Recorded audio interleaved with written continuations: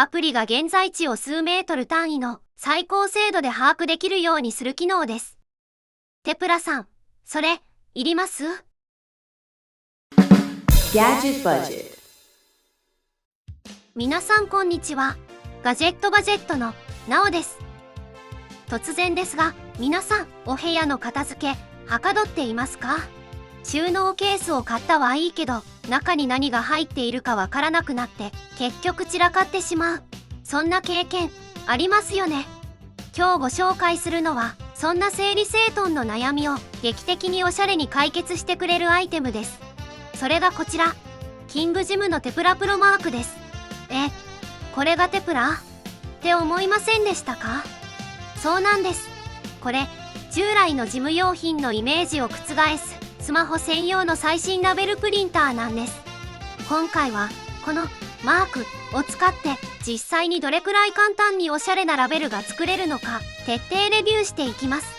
ぜひ最後までご覧ください。では早速、開封していきましょう。今回は Amazon で購入しています。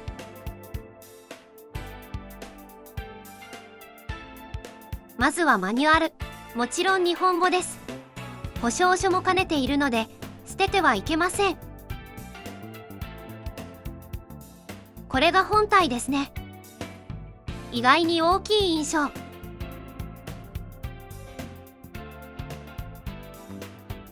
あら、付属品は特にないみたいですね。いかにもありそうなスペースだったのですが。では本体取り出しましょう。感覚としては小さめの弁当箱くらいですかね。私が選んだのはベージュカラー。他にはブラックがありますが、どちらも落ち着いた色合いでいい感じです。本体後ろには別売の AC 電源ポートがあります。側面を開けると、テープカートリッジをセットすることができます。そしてさらに電池でも動くみたいです。単3、6本ですね。ニッケル水素電池も対応しています。本体上部に電源ボタンがあります。正面にラベルの出口がありますね。寸法は幅 5.4、奥行き 13.3、高さ 14.5 くらいですね。重量は 473g。テープ、電池なしの状態です。スペックを見てみましょう。はい、来た。スペックだな。なおが買ったのは SR、MK1。だな。ボタンを押したくなるな。ちゃんと公式に載っているから、ふざけているわけじゃないぞ。解像度は 360dpi で対応カートリッジは記載の通り、ほとんどの幅に対応しているぞ。電源は電池駆動もできるけど AC アダプタが2000円弱で購入できるから頻繁に使う場合やオフィスでの利用が前提ならアダプタも買った方がいいぞ。本体は印刷するだけだから使いやすさとかあとはアプリ次第だな。じゃ、またな。では Bluetooth のペアリングをしていきましょう。マニュアルを見るとペアリングについて記載はなくアプリを入れてねと書かれています。とりあえずハローを入れてみます。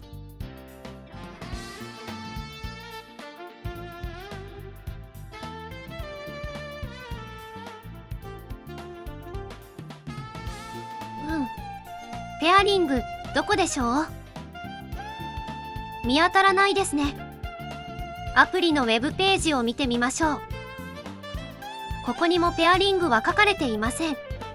ググってみたところそれらしい記述が見つかりました。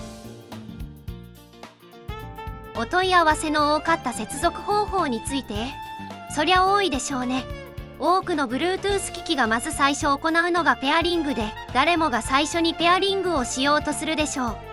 マニュアルに書かれておらず、アプリを入れてもペアリングに関する設定箇所は見当たらないので、問い合わせが多いのもうなずけます。アプリのバージョン違いで手順が違うのですね。私は Android ユーザーなので Android の手順になりますが、まずは手動で端末側から接続をするのですね。そしてアプリを起動して、作成画面の右上の Bluetooth ボタンをタップ。作成画面まで行かないとペアリングできないのですね。また作成画面に行くまでにはまた別のマニュアルが必要のようです。ペアリングまではなかなか遠い道のりです。なんとかペアリングできました。ではもう一つのアプリ、テプラリンク2も試してみましょう。おや、権限がないと出ますね。何の権限が欲しいのでしょうか。こちらもエラーメッセージから必要な権限がわからないのでググってみました。すると、すべての権限を許可？安全なアプリだと分かっていても、それはちょっと許可したくないですね。最低限必要と思われる付近のデバイスと通知の権限を付与しました。どう考えてもアドレス帳や位置情報へのアクセスはいらないでしょう。アプリを再起動します。あら、まだ足りない？欲しがりますね。では位置情報も与えてみましょう。まあそんな緻密な情報は不要と思うので、およその位置情報のみで。ではアプリを再起動。まだ足りない？テプラでラベルを作って印刷するのに正確な位置情報が必要だとおっしゃるのですね。なるほど。ちなみに Android の正確な位置情報とは GPS のみならず Wi-Fi や携帯基地局、Bluetooth、端末のセンサー等のデータを組み合わせてアプリが現在地を数メートル単位の最高精度で把握できるようにする機能です。テプラさん、それいります？バッテリーも減りますし、不要な権限は与えたくないのですが、いるというのなら仕方がないですね。はい、許可設定しました。これで権限に関するメッセージは出なくなりました。あ、わかった。使用場所が学校だったら学校関連の、オフィスならオフィス関連の便利テンプレートが自動的に出てこないですよね、多分。ちなみに、ハローで位置情報の権限は要求されません。とても謎です。さて、やっとペアリングと2つのアプリが利用可能となりました。2つのアプリ、これは何が違うのでしょう？どちらでもラベルは作れるようですが、ハローはデザインを選んでこだわりのラベルを作成、テプラリンク2は簡単操作で素早くラベルを作成だそうです。しっかり作り込むならハロー、さっと作るならテプラリンク2が向いているということでしょうか。では素早くラベルを作成するテプラリンク2から使ってみましょう。本体にテープカートリッジをセットしていきます。テープは 12mm の透明タイプを使います。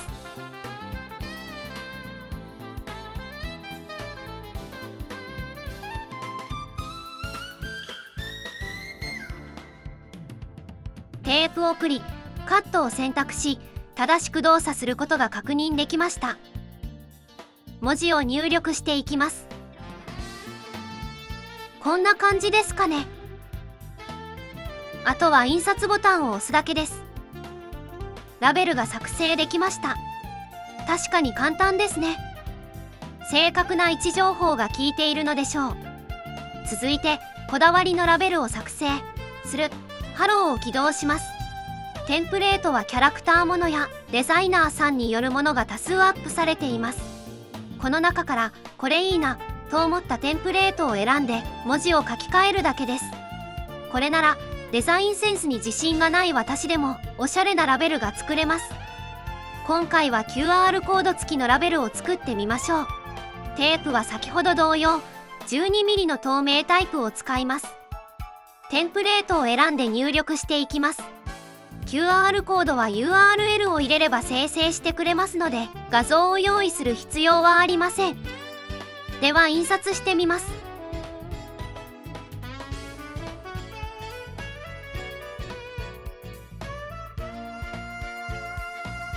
できました。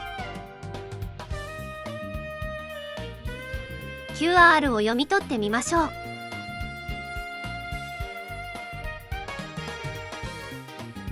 おお、ちゃんとリンク先が開きましたね。12mm だとちょっと小さいかなと懸念がありましたが、問題なく読み取ることができました。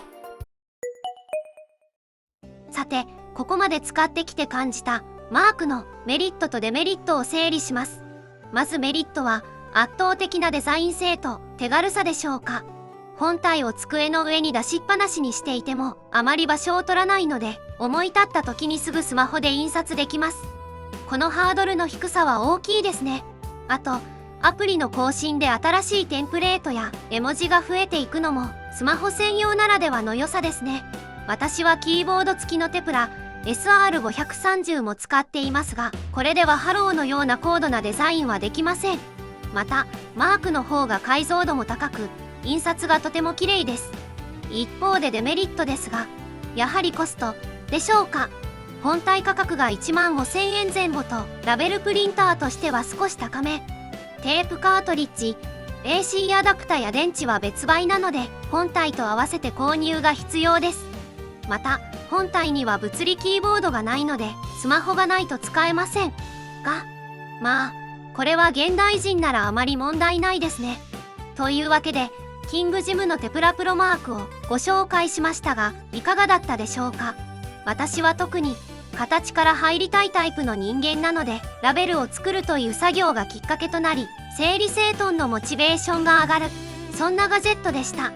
新生活で部屋を片付けたい方、デスク周りを整理したい方はぜひチェックしてみてください。概要欄にリンクも貼っておきますね。それではまた次のガジェットで